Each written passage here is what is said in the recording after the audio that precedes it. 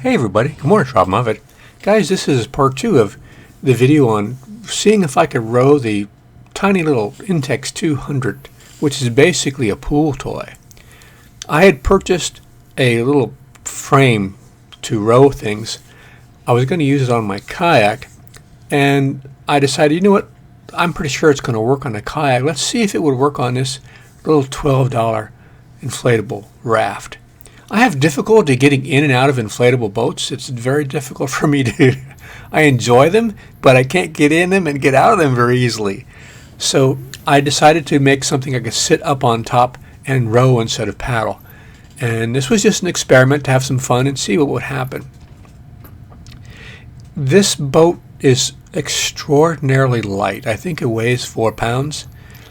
So it was easy to carry with one hand. Also, it folds up and deflates into something I can basically put underneath the front seat of my car, which is amazing. I mean, how many boats do you own that you can put under the front seat of your car or your pickup truck? So it was easy to take this down to a little drainage canal that's back of my house. And I brought a life cushion. I was going to use that to place my feet against in case I started rowing, and you could use your legs a lot when you row, but I found out it was unnecessary because you can't put a lot of power into your strokes with this boat the way it's set up. Now there's a lot of seaweed right next to the shore, and there's some rocks on the bottom on top of the mud, so I'm trying to be careful here. I found out this plastic is extremely thin. It's close to being unusable. I just put the oars in the boat and was carrying it around to the pool, and it actually punctured it. However, I did find out that the Gorilla Glue or Gorilla Tape sealed it perfectly, which was amazing.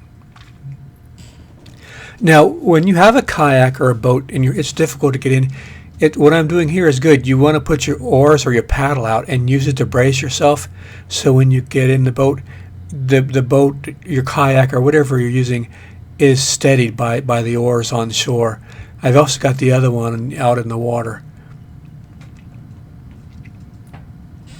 I was to find out there is a flaw in using the oars for balance, because one of the fittings came apart when I was down at the other end, and then I could no longer use it as an oar. But I wasn't worried about getting back home because I'm only, a few hundred yards away, but I was using also the paddles or the oars to balance myself. And once I lost the use of the other oar, it was difficult to balance. But I always go upwind anytime I go in a boat if I can, so I was easily able to come back with the wind. Unfortunately, I wasn't able to film that. So right now I'm in the seaweed. I'm right next to the shore, and I'm trying to use little light strokes and trying to get the feel of it to see how steady it is. These oars are aluminum. They're 2-piece. They cost about $70, which is about 5 times what the boat cost me. I think the little frame I purchased online half price or something, really inexpensively. I think it was like $50 or $60. But after I purchased it, I realized I could probably build one using similar dimensions rather inexpensively. Right now, I'm just trying to get through that seaweed. I found out I can't use any really strong strokes in this canal because there's a lot of seaweed down there, and when the oar goes too deep, it wants to snag onto some seaweed and kind of throw me off balance and get me out of rhythm. Also, because the boat is so incredibly light, it's probably good to feather your oars when you're rowing because there's a little wind blowing. Now, I'm going to row till just about down to that tree, then I'm going to cut the film then, because I rowed all the way down to the end. So I'm not going to bore you with me just rowing, but we'll come back in just a second. Once again, it was extremely pleasant to have a boat so light because it's such an easy boat to carry and to store. But also when I was rowing it, the amount of energy it took to actually move it through the water was almost nothing. I've never rowed anything as easy or with less energy. It was very tricky to keep. I shouldn't say it was tricky, but you were definitely not very stable. That's why I'm calling this boat Flipper.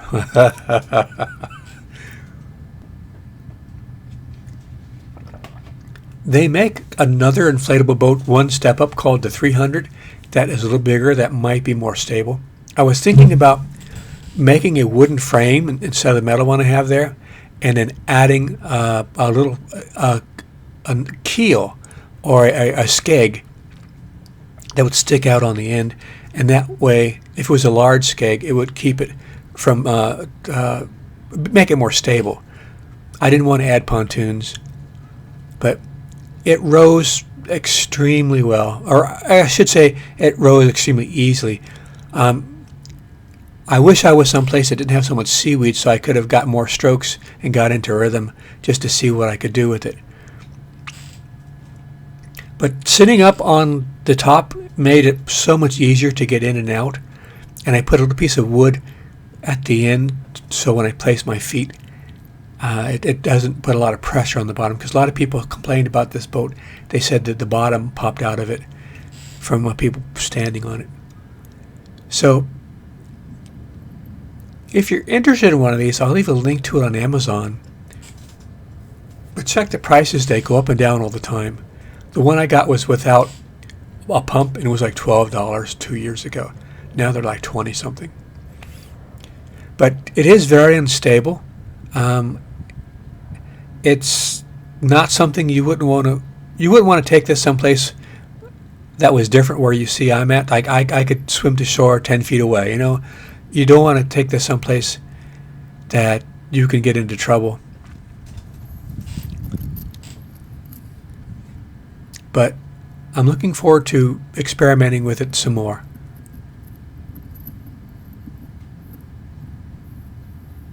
Oh, also the wood that I have on there was just thin, like it's less than 1/2 inch ply, and I used some neoprene rubber underneath the long pieces to help cushion it, to keep it from getting scratches or holes in the raft. But like I said, the oar did come apart when I was down at the other end the second time I took it out. It was a lot of fun. Guys, I'll do more of these. Hope you liked it. Come back, watch more. This is made out of Beaver plastic. Beaver plastic is when you have a plastic and any darn thing touches it, it gnaws a big hole in it like a beaver. That's what we got here.